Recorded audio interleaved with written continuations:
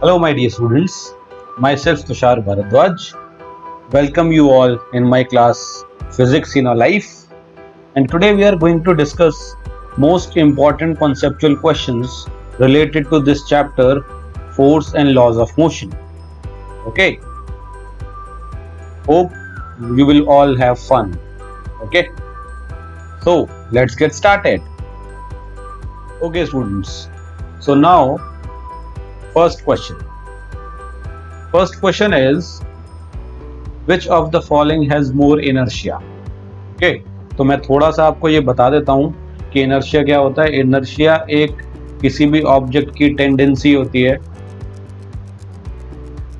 जिसके कारण वो अपनी रेस्ट पोजीशन और यूनिफॉर्म मोशन को खुद से चेंज नहीं कर सकता. It is basically the incapability of an object due to which it can not change its state of rest और of uniform motion by itself. ठीक है, तो वो खुद से चेंज नहीं कर सकता. ठीक है, and one more important thing about inertia is कि इनर्शिया इज टोटली और directly dependent on the mass of the object. जिस भी ऑब्जेक्ट का मास ज्यादा होगा उसमें इनर्शिया ज्यादा होगा. ठीक है, समझ आ गई बात. मतलब जिस भी ऑब्जेक्ट का मास ज्यादा होगा उसमें आलस ज्यादा होगा. इनर्शिया को हम ऐसे समझ सकते हैं. ठीक है, अब तो शायद आपको समझ आ गया होगा कि इनर्शिया क्या होता है. सो अब हमें क्या करना है, हमें कंपैरिजन करना है. Rubber ball and stone size दोनों का सेम है.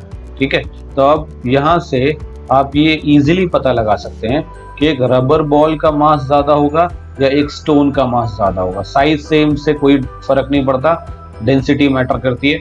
ओके, तो इन दोनों में स्टोन है जिसका मास ज्यादा होगा. तो क्योंकि स्टोन का मास ज्यादा है इसीलिए इसमें इनर्शिया ज्यादा होगा. ये क्लियर हो गया? बहुत सिंपल है.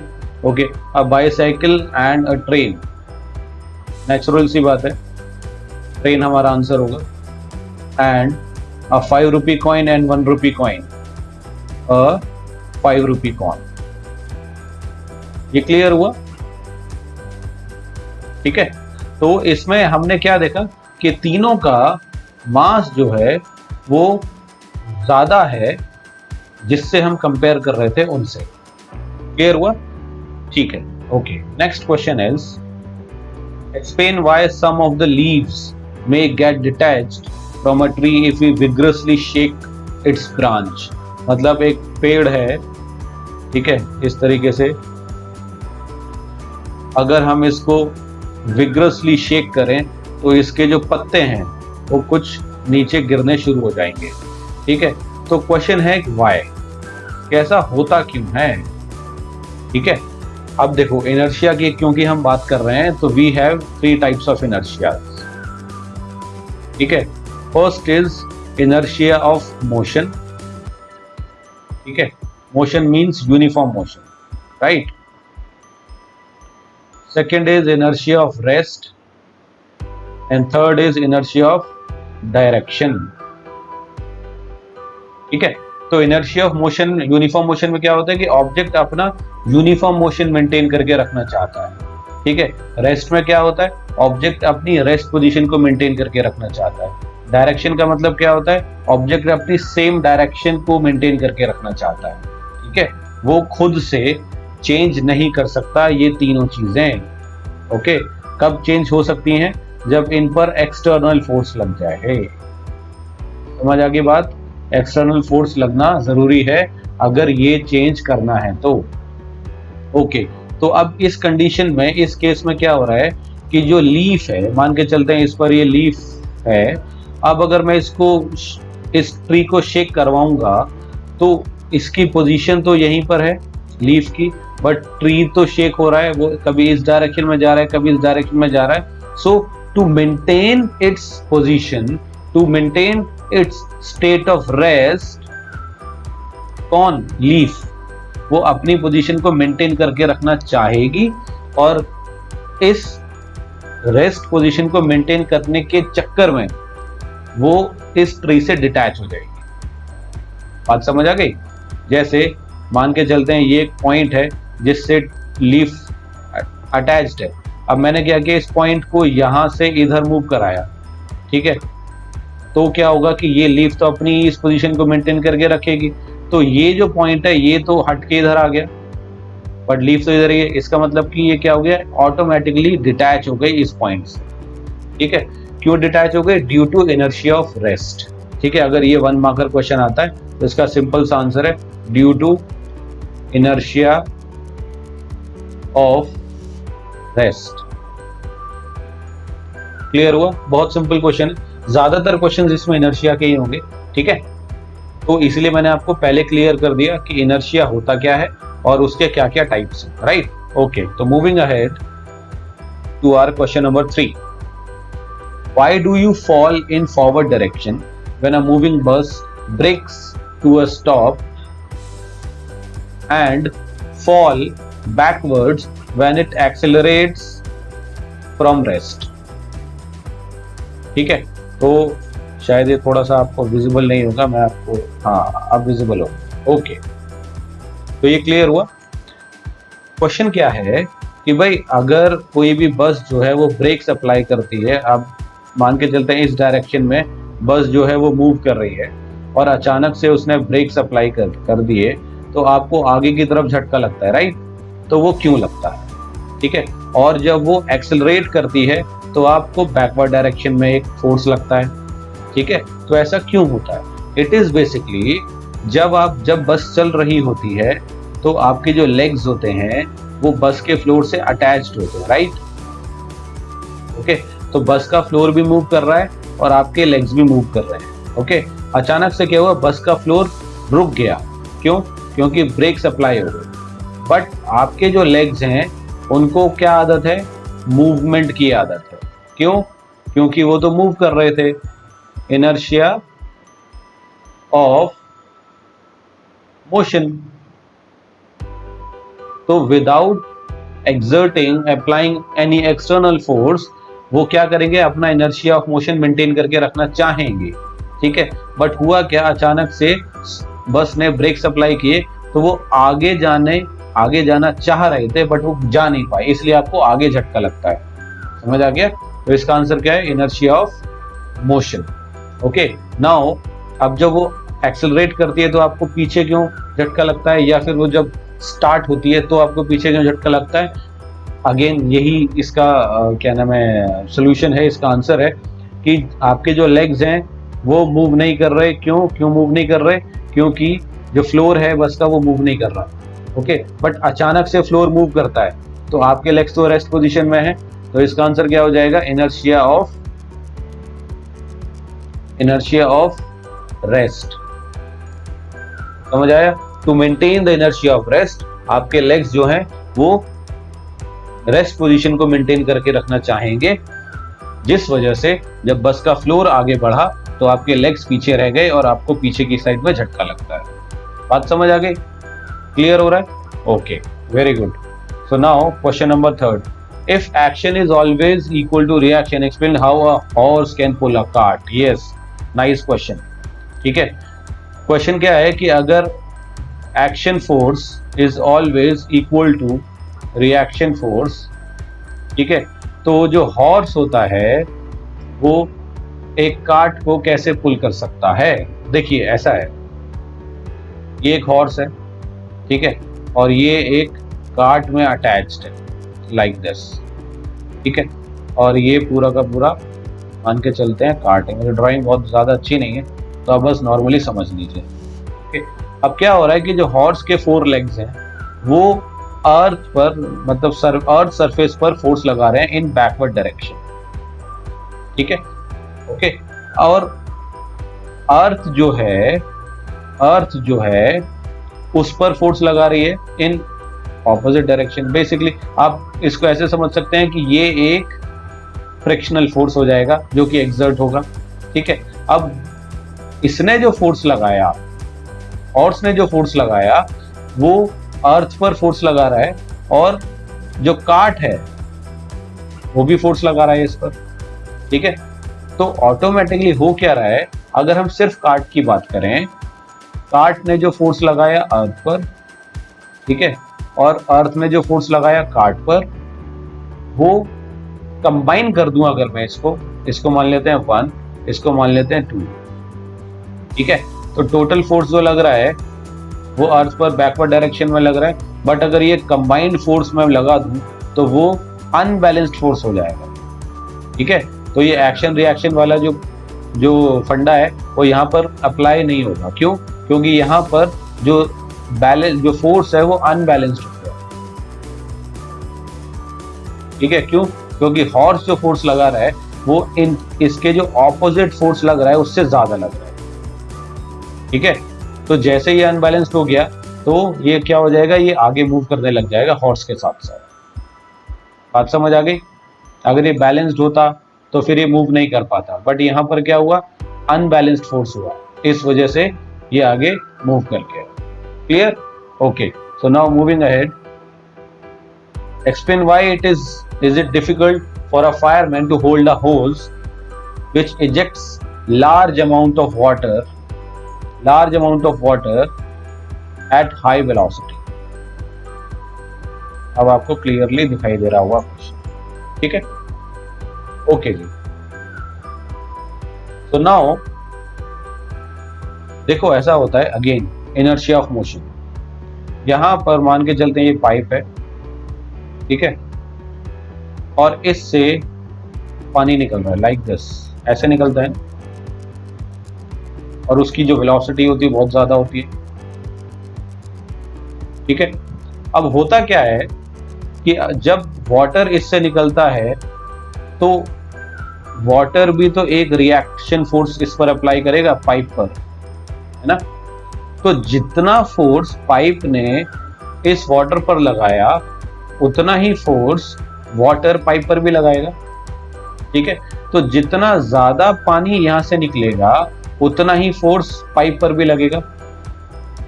बात समझ आ रही है? क्यों? क्योंकि उसकी वेलोसिटी बहुत ज्यादा, ठीक है। तो अगर मैं वाटर जो है वो इंक्रीज करता चला जाऊं, ठीक है, तो इसका जो रिएक्शन फोर्स होगा वाटर का ऑन द पाइप वो भी इंक्रीज होता हुआ चला जाएगा, जो कि ऑपोजिट डायरेक्शन में लगेगा। बात समझ आ रही है? इसी वजह से टू कंट्रोल दैट रिएक्शन, जो फायरमैन होता है उसको इस पार्ट पर, इस वाले पार्ट पर ज्यादा फोर्स अप्लाई करना पड़ता है, ठीक है, टू कंट्रोल इट्स मोशन। बात समझ आई? तो अगर उसने इस रिएक्शन फोर्स से ज्यादा फोर्स अप्लाई नहीं किया तो वो इस पाइप को कंट्रोल ही नहीं कर पाएगा। समझ आया कि ऐसा क्यों होता है? Okay, next question is, an object experiences a net zero external unbalanced force. इसको समझना बहुत जरूरी है।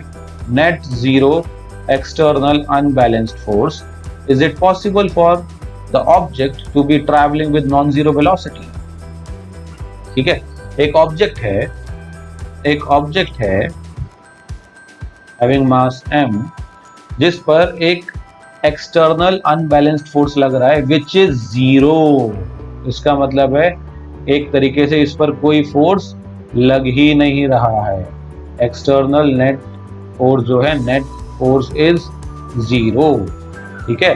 तो जो भी फोर्स लग रहे होंगे इन एनी डायरेक्शन, वो सब मिलाकर जो फाइनल फोर्स लगा वो जीरो हो गया, ठीक है। Now is it possible for an object to be travelling with non zero velocity? क्या ये पॉसिबल है कि ये ऑब्जेक्ट किसी नॉन जीरो वेलोसिटी से ट्रैवल कर रहा हो? अब देखो, यहां पर मैंने आपको ये बताया हुआ है कि बैलेंस्ड फोर्स जो होते हैं, बैलेंस्ड फोर्स में क्या होता है, net force will be zero, और नेट फोर्स अगर जीरो होगा तो मोशन जो है ऑब्जेक्ट का वो नहीं होगा, ठीक है। ये था, ओके। अब यहां पर क्या है कि नेट फोर्स अगर जीरो होगा तो मोशन नहीं होगा। इसने क्या बोला, net zero external unbalanced force, ठीक है।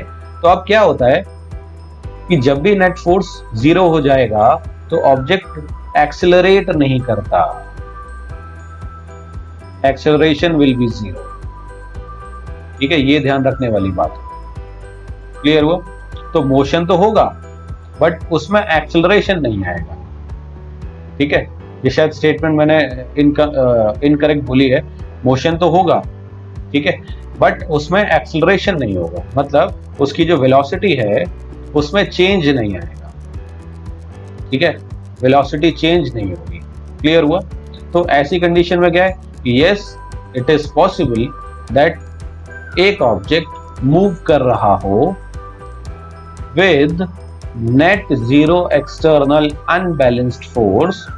तो वो किस तरीके से मूव करेगा? अगर वो यूनिफॉर्म मोशन में हो। बात समझ आई? अगर वो यूनिफॉर्म मोशन में है तो वो object net zero external unbalanced force के साथ भी मूव कर सकता है, और क्योंकि वो मूव कर रहा है इसलिए उसकी जो वेलोसिटी है वो नॉन जीरो होगी। ये क्लियर हो गया? ठीक है, okay, moving ahead to our next question. When a carpet is beaten with a stick, dust comes out of it. Explain. Again, ये बिल्कुल सेम क्वेश्चन है वो ट्री वाला जो मैंने आपको बताया था। ठीक है, इनर्शिया ऑफ रेस्ट। जब आप कारपेट को बीट करोगे तो कारपेट मूव करेगा। कारपेट के अंदर जो डस्ट है वो अपनी रेस्ट पोजीशन को मेंटेन करके रखना चाहेगी, तो क्या होगा, ऑटोमेटिकली वो कारपेट से बाहर आ जाएगी। समझ आया? तो क्या रीजन होगा? Inertia of rest. Okay, why is it advised to tie any luggage capped on the roof of a bus with अ रोप? ये भी हम डिस्कस कर चुके हैं। जो आपको आगे झटका लगता है और पीछे झटका लगता है, ठीक है, वो क्यों लगता है? Inertia of motion, inertia of rest की वजह से।